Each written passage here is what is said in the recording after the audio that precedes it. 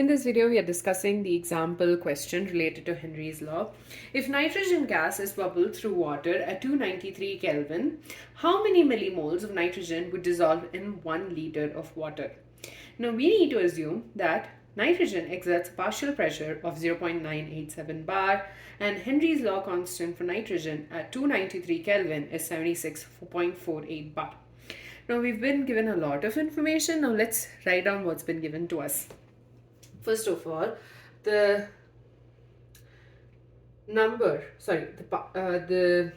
temperature is 293 Kelvin. Next, we've been given partial pressure, or P, I'm just going to say Pn2, which is equal to 0.987 bar. And we've also been given the Henry's law constant, Kh for N2 equals to 76.48 kilobar. Okay, now we need to calculate this, the number of millimoles of nitrogen in 1 liter of water. Now, first of all, if you notice, this is in bar, this is in kilobar, obviously not going to help. So we convert kilobar to bar. That is basically converting something from, we have to multiply it with 1000 because we are converting. Let's say if you have kilogram and gram, we would multiply kilogram into 1000 to get us the same thing in the number of grams, right? So 76.48 into 1000, and that is equal to 76480 bar. Okay. Now, from whatever information we've been given, we can calculate the mole fraction, because according to Henry's law, X equals to, that's the mole fraction of nitrogen, will be equal to 70 or 1 by Kh into P. So that is 1, that is this and this, right? So 0.987 bar divided by 76480 bar. Cancel, and mole fraction, it does not have units, so that's good, and we get 1.290 into 10 to the power minus 5. Now this is the mole fraction of nitrogen. Now we need to calculate the number of moles of nitrogen in 1 liter of water. Now, which means we also need the number of moles of water, right? So the number of moles, or I'm just going to say NH2O, okay, in 1 liter H2O is equal to how much?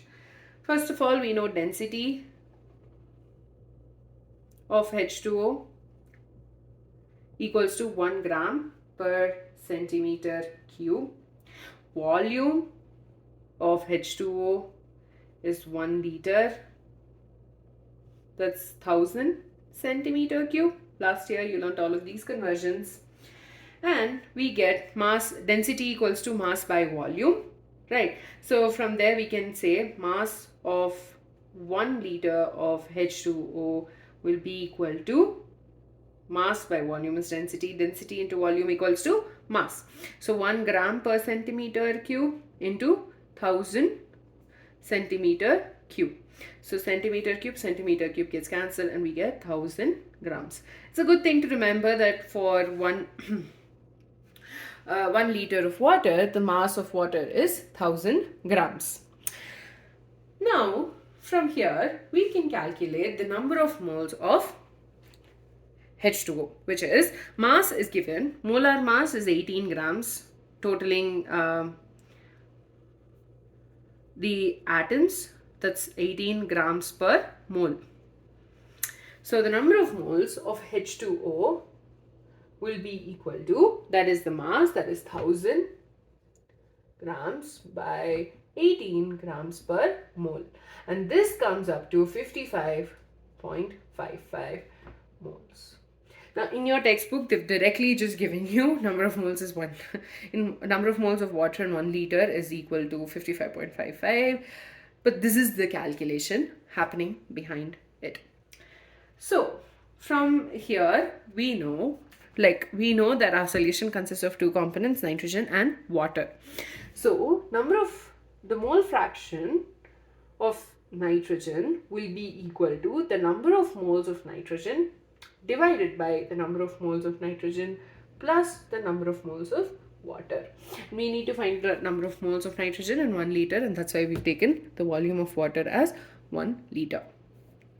So we know the the mole fraction is 1.290 into 10 to the power minus 5. And this is equal to NN2 divided by NN2 plus NH2O, that is 55.55. Now, there is a small approximation that we're doing.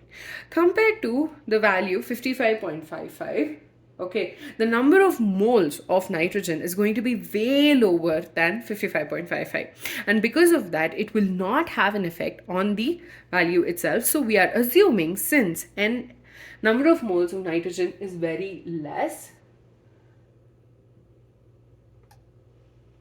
okay, we are removing it from the denominator. The value of number of moles of nitrogen is very less in the denominator. It will not have a lot of effect, and because of that, we are removing it from the denominator. So we get 1.290 into 10 to the power minus 5 equals to NN2 divided by 55.55.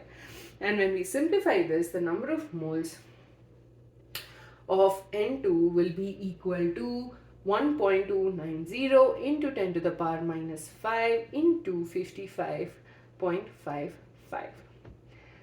And that is equal to 71.65 into 10 to the power minus 5 moles, because this is in moles.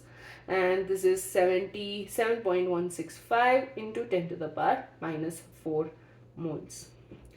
And normally I would say, yeah, this is the answer and we're done. But no, we've been asked the number of moles in millimoles. So we have it in moles. Moles to millimoles will be multiplying it with, so let's write this. 1 mole equals to 1000 millimole. So 1 equals to 1000 millimole by 1 mole. Now, using the whole conversion thing that you learned last year, we're multiplying this with 1000 millimole by 1 mole. Mole gets cancelled. Now, 1000, that is equal to 0.7165 millimole. That's it. So we have been given the partial pressure and the Henry's law constant at that particular temperature, and from there we were able to calculate the mole fraction. We then calculated the number of moles of water in 1 liter of water, and that was 55.55. The calculation is over here. And if, let's say, the volume changed, then obviously we would have the change in the mass, and then the value of the number of moles of water would obviously change. From there, we use the mole fraction equals to the number of moles of nitrogen by number of moles of nitrogen plus number of moles of water, and number of moles of nitrogen is way less than the number of moles of water, and because of that we are ignoring it in the denominator, and so we're getting this equation, and we just simplified it and got the answer in moles. Based on last year's conversion of various units, you know that 1 equals to 1000 millimole by 1 mole, and we use this conversion factor over here and converted this to millimoles. With that, we're done with the example problem. In the next video, we'll be talking about the in-text questions given in your textbook.